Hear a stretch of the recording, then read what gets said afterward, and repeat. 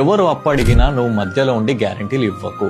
Help చేయడం మంచిదే కదా అని అనుకోకు. మంచితనానికి కూడా లిమిట్ ఉండాలి. అప్పు విషయంలో ఆ లిమిట్ దాటం. నిజం చెప్పాలంటే ఇది ఫూలిష్ మిస్టేక్. నీ కష్టంతో సంపాదించిన పైసలు వేరే వాళ్ళ బాధలో నువ్వెందుకు పెట్టి డిస్ట్రాయ్ చేసుకుంటావు? వాడు రిటర్న్ ఇవ్వలేదు అంటే వాడికి నీకు మధ్యలో రిలేషన్షిప్ ఖరాబ్ అవుతుంది.